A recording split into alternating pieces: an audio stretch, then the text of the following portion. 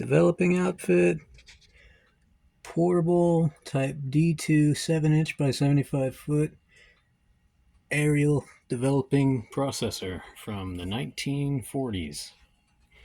I finally got the motor all geared up correctly. This motor is actually in a little bit better shape. I'm gonna have to deal with my dog. He sees something outside he don't like. But this motor is significantly better shape because oh my god, my dog. This motor is in better shape because it actually has a label on it. This one, it does not.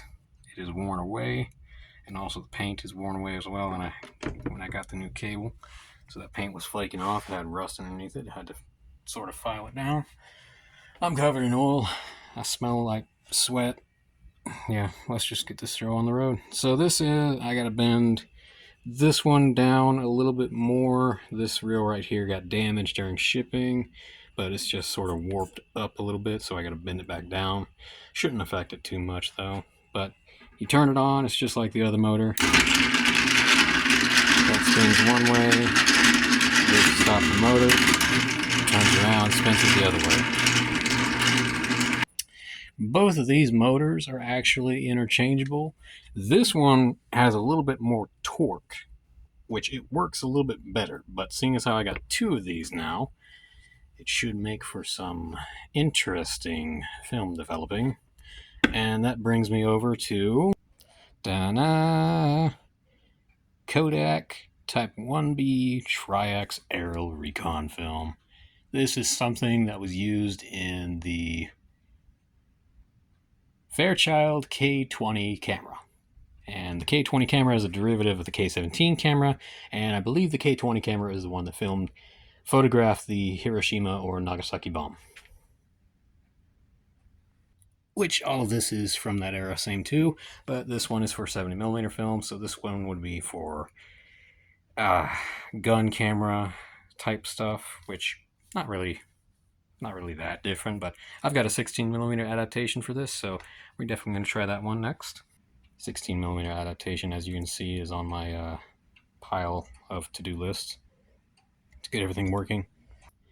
And on a side note, whenever I got that developing kit for the 7-inch, I was donated this aerial film magazine, which was defective because the magazine film counter on the other side of this is actually broken.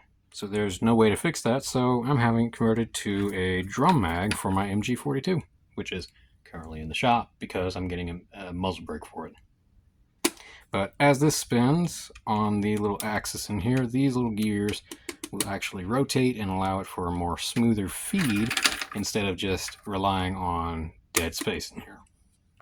Now you'll notice in the developing kit, quote-unquote kit processing tank, there are 3 different tubs.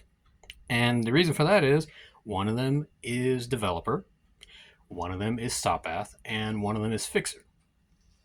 You're going to be using a whole lot of chemicals for this, but for black and white, I could definitely see this working. And if you can get a 75-inch, God, my brain. If you can get a 7-inch camera and get some 7-inch color film, maybe it would be worth it, but I'd probably just only go black and white with these kits. I really don't think color is that highly sought after. Oh. And of course you got these 2 little motor spacing bars for something right here. Not really necessary, but you know, hey, it helps. But yeah, here's I'm having to do this one-handed. Nothing too fancy about these. These are both stainless steel, so they're not going to corrode anytime soon. The only thing is that these reels I had to religiously clean because they were rusty, which means that these ones aren't actually stainless. And as you can tell, that's a little corrosion from the film developer, which I've got to clean that off pretty soon. 1940. What a time.